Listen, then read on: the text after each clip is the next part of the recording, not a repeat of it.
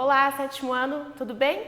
Eu sou a professora Marcela, vou trabalhar com vocês língua portuguesa e o assunto de hoje é estrutura das palavras. Vamos lá? Então, pegue seu material e vamos dar início à nossa pauta de conteúdos dessa aula. Então, primeiro nós vamos entender o que é o radical, na sequência vem as desinências, vogal temática, afixos, vogal e consoante de ligação. Então tá, antes de mais nada, a gente precisa entender que todas as palavras elas têm uma unidade mínima, tá? A essa unidade nós chamamos de morfemas. O que é um morfema? É uma parte da palavra que não pode ser dividida, ok? Então, por exemplo, quando eu agrego a esse morfema outras partes, eu vou ter ali a palavra. E cada uma dessas partes que compõem a palavra tem um nome específico. Mas elas, no geral, são todos morfemas, tá? Bem, aí nós começamos com a essência, com a alma da palavra, ok? A parte mais importante que dá origem às outras é o radical. Então, vejam, eu tenho aqui o radical gat, certo? Quando o gat recebe a vogal O, ele se transforma em gato. Quando ele recebe a vogal A, em gata. Quando ele recebe o sufixo inho, é gatinho. Quando recebe o sufixo ão, é gatão. Então, percebam, com o mesmo radical, que é esse aqui, o gat, que é a alma da palavra, eu consigo escrever outras palavras que são dessa família. E a essa família eu dou o nome de família cognata. São palavras que vêm de uma mesma família, olha só, são cognatas, certo? Aqui eu trouxe um outro exemplo sem ser o gato. Então, aqui a gente tem a palavra garrafa.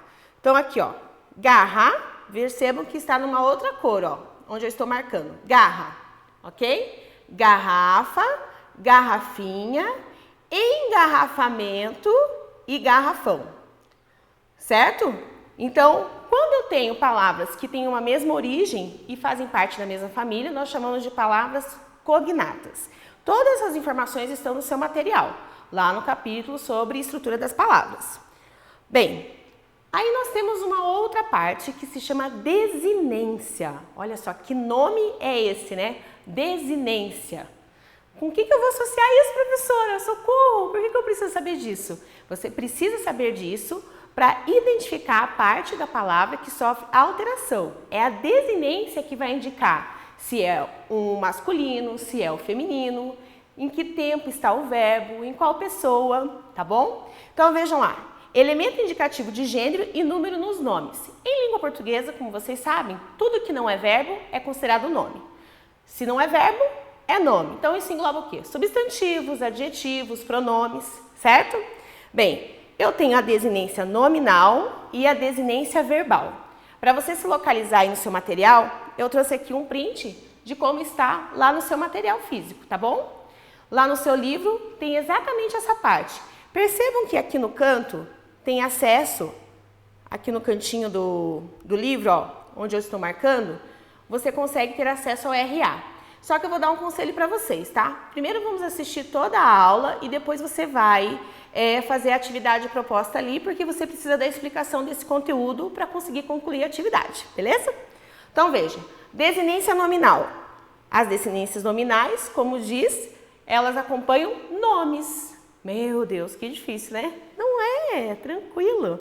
Desinências verbais estão relacionadas aos verbos. É graças a essas partes da palavra, esses morfemas, que nós identificamos se é masculino ou feminino, se está no singular ou no plural, se nós identificamos qual é a pessoa, o número do verbo e em qual tempo que ele se encontra. Tranquilo?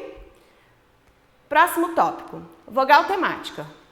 A vogal temática, como diz o próprio nome, é a vogal que, quando ela é unida ao radical, ela vai formar um tema. E principalmente, né, essencialmente nos verbos. Percebam aqui, ó, aqui nós temos a parte que é também do seu material, tá?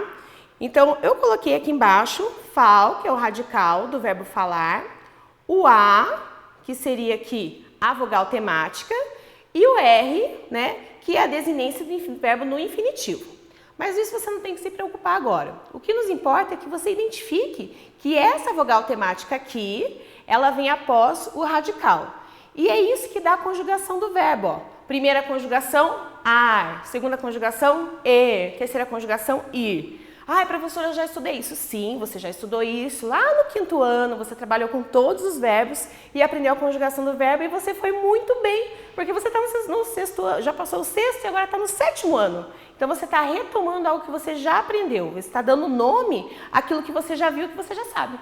Certo? Então, vamos lá. Essa é a explicação da primeira parte. Aí, aqui, o que eu aconselho você? Fazer o RA nesse momento, fazer os exercícios da apostila, que está na sequência, que é a página 44 a 48.